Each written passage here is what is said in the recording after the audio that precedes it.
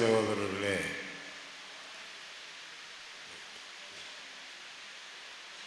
பகவத்கீதையில் பகவான் சொல்கிறார், மாதங்களில் நான் மார்கழி, மீன்களிலே நான் மகரமே. எல்லாத்தையுமே அவர் சொன்னாலும் கீதையில் நம்ம ஜோதிடத்துறையை சேர்ந்தவங்க எத்தனாவது அத்தியாயம் படிப்பீங்க?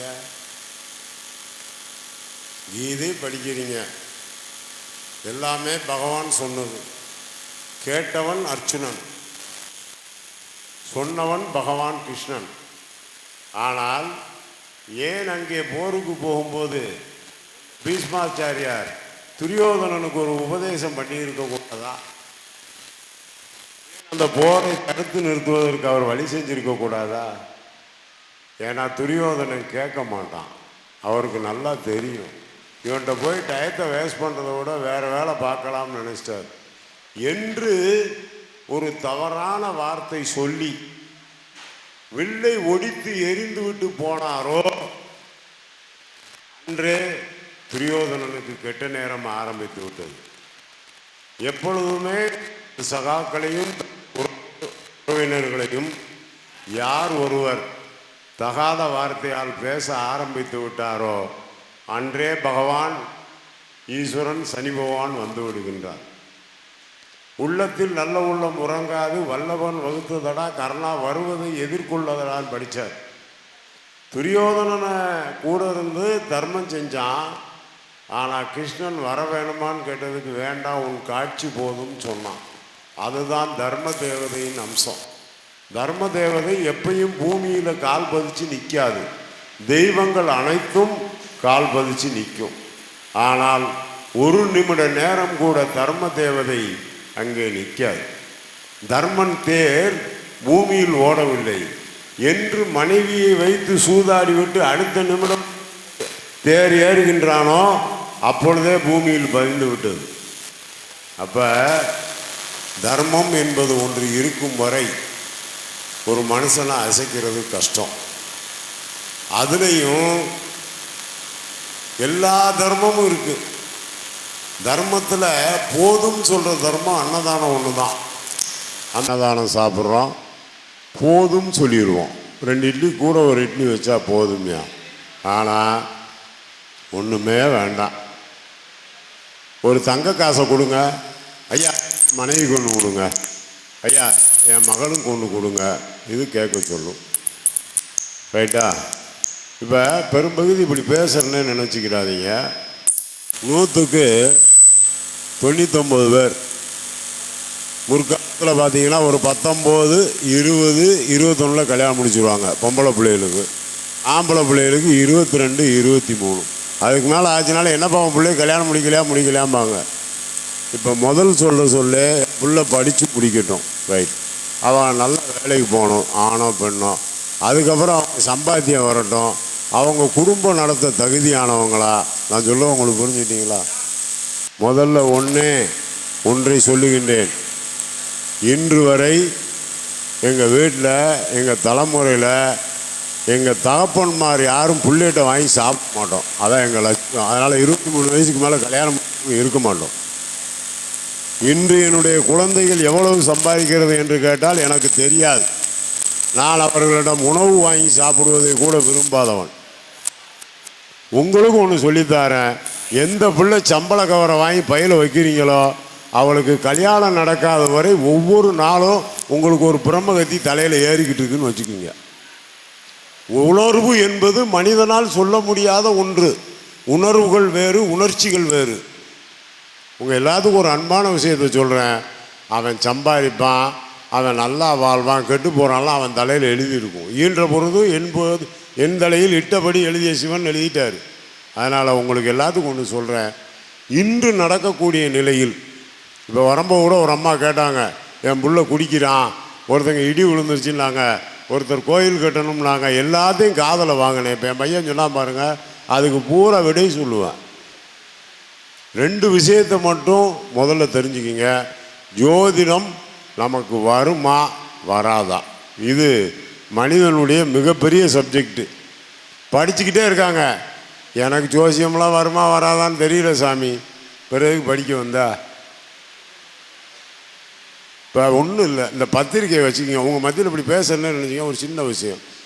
ராஜா ராணி கல்யாண மகால் நன்னிலம் ஸ்ரீவாஞ்சியம் போட்டாச்சு. எங்களுக்கு வந்த ஃபோனில் ஒரு 300 பேர் வந்திருக்கீங்கன்னா ஒரு 1500 ஃபோன் வந்திருக்கும். நன்னிலம் எங்கே இருக்குது, ஸ்ரீவாஞ்சியம் எங்கே இருக்குது, ராஜாராணி கல்யாண மகால் எங்கே இருக்குது, நீ எப்படியா ஜோசியம் சொல்லி முன்னேறுவேன் நான் கேட்டேன்னா என்ன ஆகும்?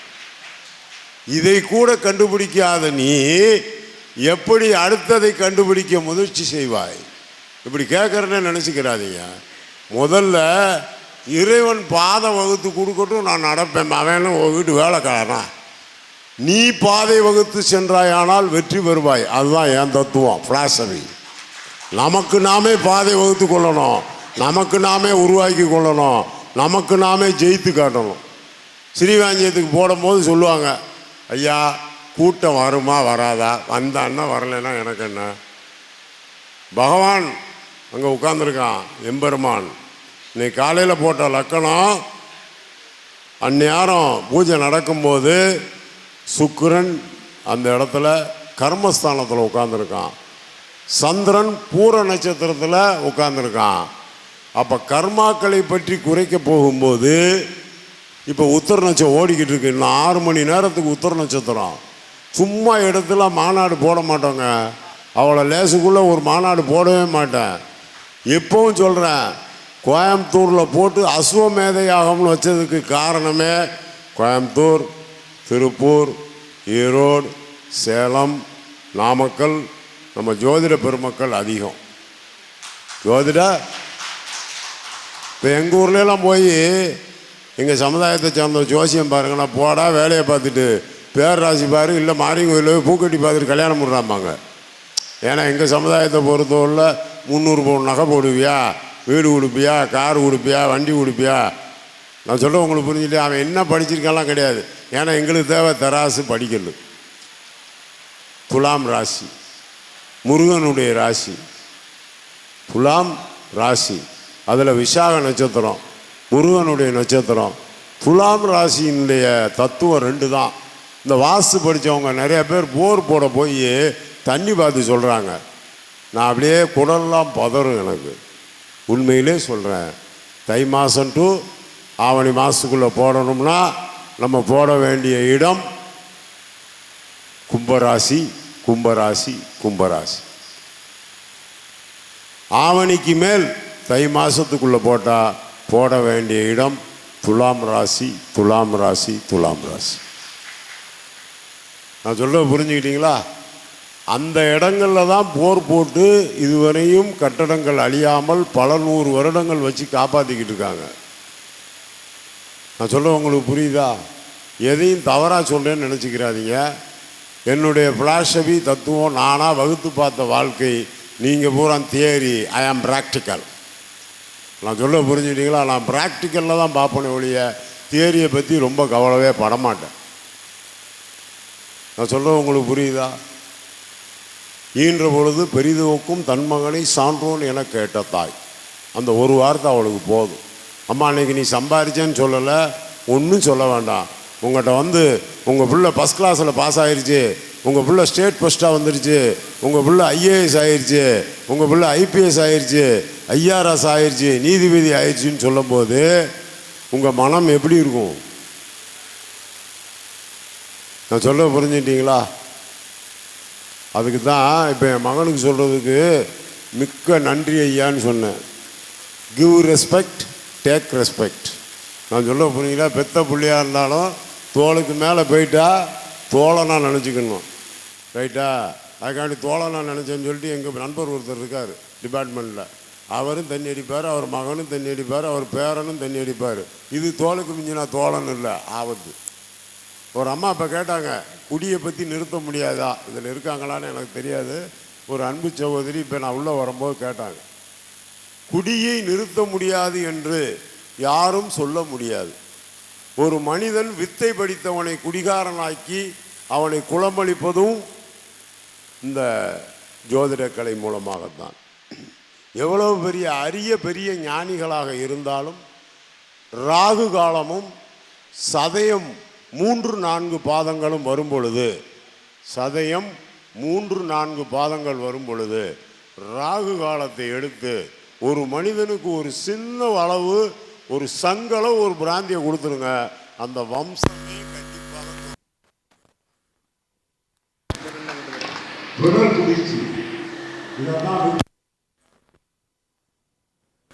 நாட்டிய கலை இதில் சொல்லி கொடுக்கும்போது யார்கிட்ட எந்த பொருளும் வாங்கி சாப்பிடக்கூடாதுரா, பார்த்துருக்கணும்பாங்க. அதுக்கு காரணம் என்னென்னா, சதயம் 3-4 பாதங்களில் ராகு பகவான் இருக்கும்போதும் சனி பகவான் இருக்கும்போதும் நிச்சயமாக குடிப்பழக்கத்துக்கு ஒருத்தவங்க ஆளாயிட்டா அவங்க பரம்பரை குடிகாரங்களாயிடுறாங்க. சரி, அதை மாற்றவே முடியாதா? இப்போ ஒரு அம்மா கேட்டாங்க. நிச்சயமாக மாற்ற முடியும். எந்த பழக்கத்தையும் மாற்ற முடியாதுங்கிற தத்துவமே நம்ம இதில் கிடையாது, ஃப்ளாஷபி கிடையாது. அப்போ என்ன செய்யணும்? சனிக்கிழமை மாலை 5 மணி முதல் 6 மணி வரை சனி பகவானுக்கு ஒரு தீபம், அது நல்லெண்ணெயில் தீபம். இந்த கருப்பு கலர் திராட்சை பழம் இருக்குது பார்த்தீங்களா, அதை வெள்ளை நூலில் கட்டணும். மதி சந்திரனும் சனியும் அந்த நூலில் கட்டி சுக்கிரன் அம்சம், அதுக்கு போய் ஒரு 54 மாலையை சனி பகவானுக்கு போட்டு போட்டு பொம்பளை பிள்ளையை அர்ச்சனை பண்ணி பாருங்கள். குடி என்பதே அந்த வீட்டில் அறுதிட்டு போய்விடும், அறுதிட்டு போயிடும். ஆனால் அந்த திராட்சை பழத்தை அந்த ஆகுதியில் கொடுக்கும்போது சொல்லுவாங்க, மது மது மது மதுன்னு தான் தூக்கி போடுவாங்க. நல்லா புரிஞ்சுங்க வார்த்தை என்ன. அந்த திராட்சை பழத்தை உள்ளே கொடுக்கும்போது மது மது மது தூக்கி போட்டுகிட்டே இருப்பாங்க.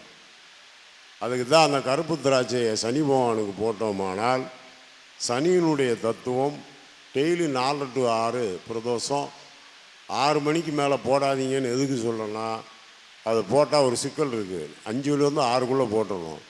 5:40 6:20 நரசிம்ம அவதாரம் எழுதி வச்சுக்கோங்க. எம்பெருமான் சிவபெருமான் முடிஞ்சோடனே விஷ்ணு வந்துடுவார். அங்கே தூணிலும் இருப்பேன் துரும்பிலும் இருப்பேன் 2 பிளந்து ஓட்டு போயிடுவான். அதுக்காக வேண்டிதான் அந்தியும் இல்லாமல் சந்தியும் இல்லாமல் அங்கே இரணியனை வதம் பண்ண மாதிரி வதம் பண்ணிட்டு போயிடுவான். அதுவும் புதன் நட்சத்திரத்தில் பிறந்த ஆயில்யம் கேட்டை ரேவதிக்கு சோளிங்கர் நரசிங்க பெருமானை தீர்ப்பு எழுத முடியும். சோளிங்கர் 1305 படி ஆயில்யம் கேட்ட ரேவதி நட்சத்திரத்தில் ஒரு புள்ள பிறந்து குடிச்சிச்சுன்னா அந்த டயத்தில் 1305 படி ஏறி ஒரு ஏலக்காய் மாலையை போட்டுவாங்க. நிச்சயமாக அந்த புள்ள குடிக்காது. கல்லும் கவிபாடும். ஏன்னா இந்த கோயில்கள் எல்லாம் ஆன்றோர்கள் சான்றோர்கள் எல்லாம் எழுதி வச்சுட்டு போயிட்டாங்க. எங்கள் ஒவ்வொரு மாவட்டத்துலேயும் ஒவ்வொரு சித்தர்கள் மகான்கள் அடங்கல் இருக்கும். இப்போ நிறையா பேர் சொல்லுவாங்க, எனக்கு பேய் பிடிச்சிருக்கு, பிசாசு பிடிச்சிருக்கு, அது இது செய்வனை வச்சுட்டாங்க. ஒன்று தெரிஞ்சுக்கிங்க, கர்மா பிலாசபி. ஒரு ஜோதிடருக்கு 246 கர்மாக்கள் இருக்குது. நீங்கள் சொல்லக்கூடிய ஜோதிடத்துக்கு 246 கர்மாவுக்கு நீங்கள் பலன் சொல்லி தான் தீரணும். இந்த 246 கர்மாவில் தான் இன்றைக்கி கிட்டத்தட்ட ஒரு 196 கர்மாவை கழிச்சிருக்கீங்க. இன்றைக்கி செய்யப்பட்ட பூஜை 196 கர்மா கழிஞ்சிச்சு. இன்னும் 50 கர்மா இருக்குது. இன்னும் அந்த 50 கர்மாவை எப்படி கழிக்கணுமோ கழிப்போம், அது வேறு பிரச்சனை. இது எதுக்காக வேண்டி சொல்லிவிட்டு இந்த மாநாடு ஆரம்பிக்கிறேன்னா, இன்றைக்கி ஒரு செப்பு பட்டயம் கொடுத்துருக்கேன், எழுதி வச்சுருக்கேன். என் கையிலே கையெழுத்து போட்டு கையாலே எழுதி மிக சிரமப்பட்டு செப்பு பட்டயம் அடித்தோம். இந்த பட்டயம் இன்றைக்கி ஒரு 200-300 பேர் என்கிட்ட வாங்கிட்டு போகிறீங்க. மாபெரும் ஒரு புண்ணியம். எனக்கு வயது 62 தொடங்க போகுது இந்த மாதம்தான். சரியா? 62 தொடங்க போகுது. இந்த செப்பு பட்டயத்தை 2027 வரையும் உங்கள் வீட்டில் வச்சு ஒரு பூஜை பண்ணுங்க. 2027 இந்த மாநாடு இந்த நாட்டில் நடக்குதா? ஏன்னா எனக்கு அடுத்து ஒரு நாட்டுக்கு ஃப்ளைட் ஏறி போகிறதுக்கு மனதே இல்லை. 70 நாட்டுக்கு போயாச்சு, எல்லாத்தையும் பார்த்தாச்சு, ஒன்றுமே வேண்டாம். நான் உங்களுக்கு சொல்கிறேன், 2027 இந்த செப்பு பட்டயம் வச்சுருக்கவங்க கண்டிப்பாக ஒரு குலுக்கல் பரிசு உண்டு. அவங்க தான் தமிழ்நாட்டில் சிறந்த ஜோதிடராக இருப்பாங்க. அவங்களுக்கு அந்த குலுக்கல் பரிசு அன்னைக்கு ஒரு கார் கொடுக்குறேன், எழுதி வச்சுக்கோங்க. அவங்க தான் தமிழ்நாட்டில் மிகச்சிறந்த ஜோதிடராக இருப்பீங்க. இந்த 300 பட்டயத்தையும் ஆண்டவன் கொடுத்தது மாதிரி வச்சுக்கோங்க. நான் நிச்சயமாக இதை என்னுடைய பெருமைக்காக வேண்டியோ சுயநலத்துக்காக வேண்டியோ கொடுக்கல. நான் வசதி கூட கூட உணவு, உடை, ஆடம்பரம், பொருள் எல்லாத்தையும் வெறுத்துக்கிட்டு தான் வரேனே ஒழிய, கண்டிப்பாக சொல்கிறேன், ஆடை அணிகலன் ஆண்டவன் விரும்புவதில்லை. நாம தான் போட்டு எல்லாத்தையும் பந்தா பண்ணிக்கிட்டு இருக்கோம். எது போட்டால் கடவுள் வரும், எது போட்டால் வராது. எது போட்டாலும் வராது. இறை நாமமும் உன் தர்மமும் உன் குலத்தொழிலும் உன் வழிபாடும் நிச்சயமாக மறக்காமல் இருந்தால் கண்டிப்பாக உங்களுக்கு ஒரு அருமையான விஷயம் கிடைக்கும். எப்பவும் சொல்கிறேன், இன்றைக்கி நான் சொல்லித்தர்ற வித்தைகள் அத்தனையுமே கடல்சார் பிரசன்னம் போட போகிறேன், வெத்தலை பிரசன்னம் போட போகிறேன், ரைட்டா, சோழி பிரசன்னம் போட போகிறேன். அது போக யாரும் செய்ய முடியாத ஆத்மா பிரசன்னம் போட்டு காட்டுறேன். ஒரு ஆத்மாக்குள்ளேருந்து ஒரு ஆத்மாவை எப்படி எடுத்து காட்டலாம் போட்டு தரேன். ஒன்று மட்டும் தெரிஞ்சுக்குங்க, இதுவரை மறைக்கப்பட்டிருந்த அத்தனையும் எப்படி ஸ்ரீரங்கம் கோபுரத்தில் ஏறி ஐயா சொல்லிட்டு ஓம் நமோ நாராயணான்னு போனாரோ அதுதான் என் கதை. எழுதி வச்சுக்கோ. எதையும் இனிமேல் மறைக்க முடியாது. காசு வாங்கி சாப்பிடுங்க, சம்பாதிங்க, வீடு கட்டுங்க, நல்ல ஒரு கல்வியை கொடுங்க. இதெல்லாம் உங்கள் பொறுப்பு. என்னென்ன வேணுமோ, யார் யாரிடம் கேட்க வேண்டுமோ அவங்களிடம் உங்களுக்காக ஜோதிட கலைக்காக கைகட்டி மெய்பூத்தி கையேந்தி உங்களுக்கு வாங்க வேண்டிய அத்தனை உறுதிமொழிகளையும் அரசிலிருந்து வாங்கி தரேன். நான் சொல்ல உங்களுக்கு புரிஞ்சுக்கிட்டீங்களா? அதனால் எம்ஏக்கு 2000, எம்ஏனா இல்லையா பாவம் இல்லையா, மாஸ்டர் அஸ்ட்ராலஜி அது என்ன பாவம் பண்ணுச்சு? 2000 ரூபாய்க்கு எப்படியா சொல்லி கொடுக்க முடியும்? இப்போ ஒரு கேள்வி கேட்குறேன். 11வது ராசி, உங்கள் ராசிக்கு 11ஆம் இடம், என்ன நினைப்பீங்க எல்லாரும்? பாக்கியமாக பணம் கிடைக்கும், அது கிடைக்கும், இது கிடைக்கும் அப்படிலாம் சொல்லுவீங்க. நான் ஒரு சின்ன விளையாட்டு காட்டுறேன். இங்கே யாராவது இருக்கவங்க ஒரு கணக்கை எண்ணி பாருங்கள். உங்கள் வீட்டில் உங்கள் மருமகளோ, உங்கள் பிள்ளைகளோ, உங்கள் அப்பா அம்மாவோ யாருக்காவது நீங்கள் 11வது நிச்சயமாக இருக்கீங்களா? அவங்க எப்படி இருக்காங்கன்னு மட்டும் ஒரு நிமிஷத்தில் டைவெர்ட் பண்ணி மைண்டில் சொல்லுங்கள் பார்ப்போம். உங்கள் நட்சத்திரத்துக்கு 11வது நட்சத்திரமாக ஒரு மனிதனோ, ஆணோ, பெண்ணோ, பிள்ளையோ, பொண்டாட்டியோ, ஏதோ ஒன்று, மாமியாலோ அப்படி கூட வச்சுக்கோ, பிறந்து அவங்க கூட நீங்கள் இருக்கீங்களா? அவங்களால உங்களுக்கு செக்யூர் இருக்கா, இல்லை பிரச்சனை இருக்கா? அரை நிமிஷம் சொல்கிறேன்.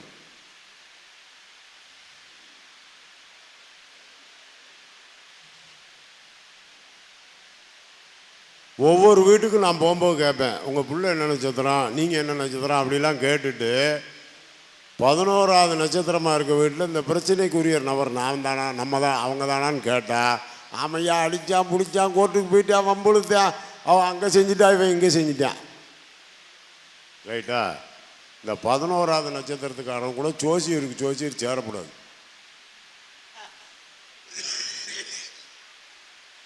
முதல்ல எந்த நட்பு கூடும், கூடா நட்பு. கடல்சார் பிரசன்னத்தில் வரும்போது அதை பற்றி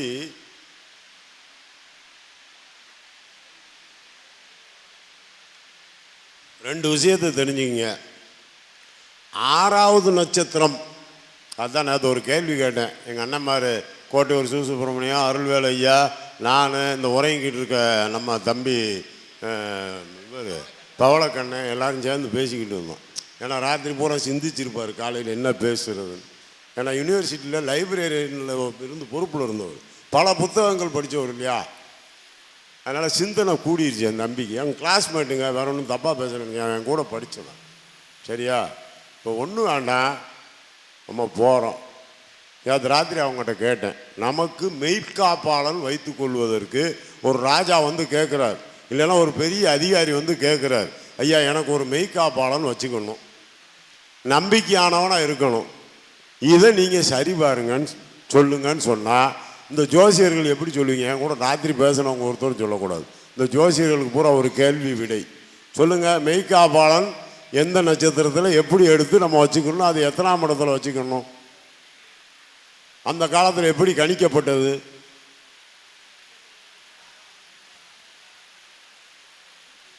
தெரிஞ்சதை சொல்லுங்க.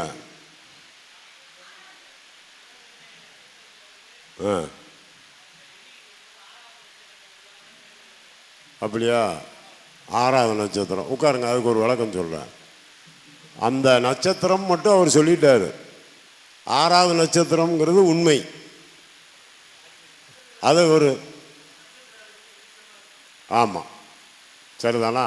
இந்த 2 இருந்தால் தான் மனுஷன் வாழ முடியும்.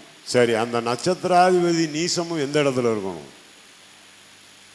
நட்சத்திராதிபதி நீசமாயிடுறாரு. அந்த நட்சத்திராதிபதி நீசமானவங்க எங்கே இருக்கணும்? ஒரு விஷயம் தெரிஞ்சுக்கிங்க. நம்ம நட்சத்திரத்துக்கு 6வது நட்சத்திரம், நம்ம நட்சத்திரத்துக்கு 6வது நட்சத்திரம். இப்போ இந்த கூட்டத்திலே பேசுவோம். நான் ஆயில்ய நட்சத்திரம், என் தம்பி சித்திர நட்சத்திரம். ஆயில்யம், மகம், பூரம், உத்திரம், கஸ்தம், சித்திரை 6வது நட்சத்திரம்.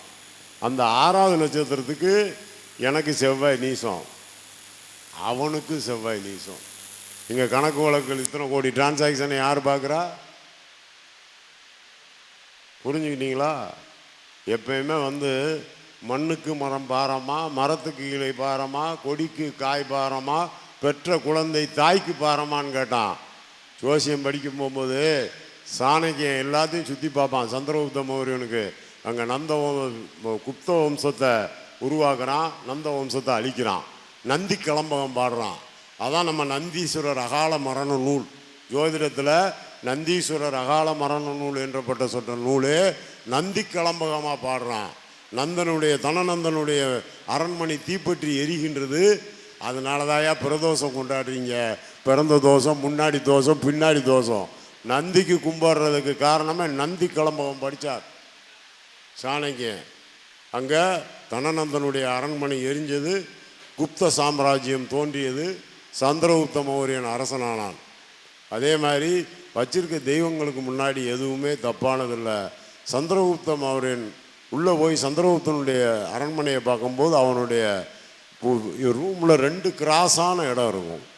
சாணக்கியன் கேட்பார், இந்த இடத்துக்கு இதுக்கு என்ன கிராஸ் அப்படின்னு கேட்பார். இல்லையா, அழகுக்கு வச்சுருக்கு. அதை உடம்பார்.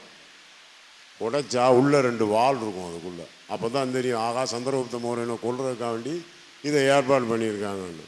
ஹிட்லர் வாழ்க்கையை எடுத்துக்குங்க. அவர் தன்னுடைய மெய்காப்பாளனால் சுட்டு கொல்ல சொல்கிறாங்க. அவன் கொல்றதுக்கு ரெடி ஆகிட்டான். இவர் எப்பயுமே பிஸ்டல் இல்லாமல் இருக்க மாட்டார். ஆனால் சேவிங் பண்ணும்போது எல்லாத்தையும் கலட்டி வச்சுட்டு சேவிங் பண்ணார். அவர் சேவிங் பண்ணிக்கிட்டு இருக்கார். அவன் மெய்காப்பாளன் பிஸ்டல் எடுத்துட்டான். அப்போ அவன் மண்டை என்ன வேலை பார்த்துருக்கு? அட்டான்ஷன்னா துப்பாக்கியை கீழே ஓட்டு டக்குன்னு நின்றுட்டான். அவன் எடுத்த பிஸ்டல் எடுத்து அடிச்சிட்டார் ஹிட்லர். அது மாதிரி ஜோசியருக்கு ஒன்றுமே வேண்டாம். அங்கே போகர் சைனாவில் ஒளிஞ்சிருக்காரு. கரூராரும் புலிப்பாணியும் தேடி போகிறாங்க. எங்கே தேடியும் அவர் கிடைக்கப்படவில்லை. அப்போ கவனமார்க்கமாக போகிறாங்க, வானமார்க்கமாக போய் ஐயா வங்கம் கட்டலையே வங்கம், வங்கம்னா என்ன, ரசம், வங்கம் கட்டலையேன்னு சொல்லிக்கிட்டே போகிறாங்க. ஒரு இடத்துல போகர் உள்ளிருந்து சொல்கிறாரு, துப்பு கட்ட வயலுக்கு உப்பள்ளி போடுறாங்கிறாரு. உப்பை போட்டால் ரசம் முறிஞ்சிரும் சொல்கிறாரு. தூக்கிட்டு வந்துட்டாங்க போகரை. நான் சொல்லுவேன், உங்களுக்கு புரிஞ்சுக்கிட்டீங்களா? அது மாதிரி நீங்கள் என்னதான் இருங்க, ஜோசியம் படிச்சிருக்கீங்க. யாராவது பஸ்ஸில் போனால் கூட பக்கத்தில் எவனா பேசினான்னா உங்கள் நட்சத்திரம் என்னன்னு கேட்க சொல்லுவோம். ஆடிய காலும் பேசிய வாயும் நிற்காது. கண்டிப்பாக போகிறதுக்குள்ளே பாருங்க, 300 ஜோசியர் இருக்கீங்கன்னா 150 பேர் விசிட்டிங் கார்டு போடுவோம், 150 பேர் நட்சத்திரத்தை கேட்போம். நான் சொல்லுவேன், உங்களுக்கு புரிஞ்சுக்கிட்டீங்களா? இதில் ஒன்று தெரிஞ்சுக்கிங்க, சுய ஜாதகம் பார்க்காதவனே ஜோதிடன். சுய ஜாதகம் நமக்கு பார்க்கக்கூடாது. மனைவி குழந்தைகள் ஜாதகத்தை நம்மளே பார்த்துட்டே இருக்கக்கூடாது. அதெல்லாம் பார்க்காம இருந்தீங்கன்னா நிச்சயமாக வாழ்க்கையில் நல்லாயிருக்கும். என் தம்பி மன்னர் ஒருத்தன் என் கூட இருக்கான். அவன் பொம்பளையால் வீட்டை விட்டு அவனை தினம் பற்றி விட்டுக்கிட்டே இருந்துச்சு. எனக்கு என்னென்ன பொருள், இந்த பையனை நம்ம வீட்டுக்கு போய் சொல்கிறோம் வந்துடுறான். நான் அவர் என்ன செய்கிறது, தோசை ஊற்ற போறியா, இப்போ இப்போ குருவோட லக்கணம் வரட்டும்னு சொன்னால் அவன் என்னைக்கு தோசை ஊற்றி சாப்பிட. நான் சொல்லுவேன், உங்களுக்கு புரிஞ்சுக்கிட்டீங்களா? அதை அவர்கிட்டே சொல்லுவேன். நல்ல படைப்பாளி. 22 வருஷத்துக்கு முன்னாடி அருப்புக்கோட்டையில் லாட்டரி டிக்கெட் விற்றுக்கிட்டு இருக்கான். நான் தான் கூப்பிட்டு தம்பி ஜோசியம் பண்ணுறானே, 6வது படிச்சிருக்கேன் சாமி, எப்படி படிப்பேன்? நான் படிக்க வச்சு இன்றைக்கி அழகாக ஜோசியம் சொல்கிறான். ஒன்று தெரிஞ்சுக்கோங்க, எல்லாம் சரி. இன்றைக்கி ஒருத்தன் போகிறான், ஆக்சிடெண்ட் ஆகிட்டான், அவனுக்கு ராகு காலம் யமகண்டம் பார்த்துட்டா டாக்டர் வைத்தியம் பார்க்க முடியும்? யார் எதை படிக்கணுமோ அவங்க அதைத்தான் படிக்கணும். அதுக்கு தான் டாக்டர் பாருங்க, பெரும்பகுதி நாங்கள் ஜோதிடத்தில் போய் நம்பிக்கை இருக்கும், ஆனால் அதை செய்ய மாட்டோம்னு சொல்லுவாங்க. எனி டைம் வந்தாலும் அந்த உயிரை காப்பாற்றுறது மட்டும்தான் நம்மளுடைய கடமையாக இருக்கணும். அதே மாதிரி என்னுடைய ஆஃபீஸில் உள்ள நுழையவங்களுக்கு தெரியும், ஒரே ஒரு வார்த்தை தான் எழுதி போட்டிருப்பேன், கடவுள், குரு, மகான், சாமி எதையுமே பசித்தவர் முகம்பார் பரம்பொருள் அருள் கிட்டும். இதான் சுற்றி ஸ்டிக்கர் ஒட்டிடும். வேறு எந்த வார்த்தையும் எனக்கு தெரியாது. எனக்கு தெரிஞ்சது தினமும் 100 பேருக்கு நான் சாப்பாடு போடணும், ஒரு உயிர் காப்பாற்றப்படணும், நான் படித்த ஜோதிடத்தால். நான் சொல்ல உங்களுக்கு புரிஞ்சுக்கிட்டீங்களா? இன்றைக்கி கூட ஸ்ரீவாஞ்சியத்தில் உட்காந்துருந்தேன், ஒரு அம்மா வந்தாங்க. 8 மாதமாக என் சகோதரியினுடைய இவங்க அவங்களுடைய உயிர் காப்பாற்றப்பட்டிருக்கு, ஆனால் உயிர் இருக்குது, உடம்பு ஆடலைன்னாங்க. அது யாரும்மா? ஒரு அம்மா வந்தீங்க, சும்மா தைரியமாக இருந்தீங்க, உடலால் போராடிக்கிட்டு இருக்கேன்னு சொல்லி ஒரு அம்மா வந்தாங்க. அவங்களுக்கு அந்த கோயிலில் அர்ச்சனை பண்ணி கொடுக்க சொன்னேன், வேற ஒன்றும் சொல்லலை. அந்த இதுகிட்ட இப்போவும் உங்களுக்கு சொல்கிறேன், காலத்தின் கருதி 4 பிரசன்னம் இருக்குது, பெரியவர்கள்லாம் பேச வேண்டியது இருக்குது.